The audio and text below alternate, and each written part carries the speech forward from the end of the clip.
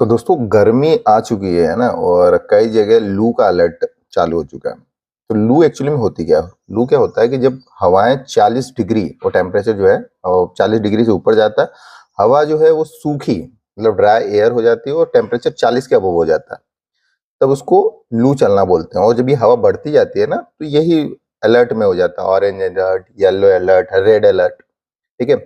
अब लू लगती कैसे है? जब आप मान लीजिए दोपहर में 12 से 4 के बीच आप बाहर निकले और आप इन गर्म हवाओं के संपर्क में आए, जैसे मतलब आप एकदम मुंह खुला उल्ला घूम रहे हैं एकदम फ्री होके कि भैया अपने को तो कुछ नहीं होगा, अपने बाहुबली हैं, तब आप इन सब हवाओं के संपर्क में आते हैं, टेम्परेचर आपके बॉडी का टेम्परेचर जो है ना वो 40 डिग्री से ऊपर जाता है, तब जाके आपको लू लग जाती है। एक्चुअली क्या होता है, बॉडी का इनर सिस्टम कैसे काम करता है कि जैसे आपको गर्मी होती है ना, ये पसीना छोड़ना चालू करता है। जब 40 डिग्री के ऊपर आपका बॉडी का टेम्परेचर जाएगा तो ये पसीना और छोड़ना चालू करेगा और आपको लू लग जाएगी। समझे?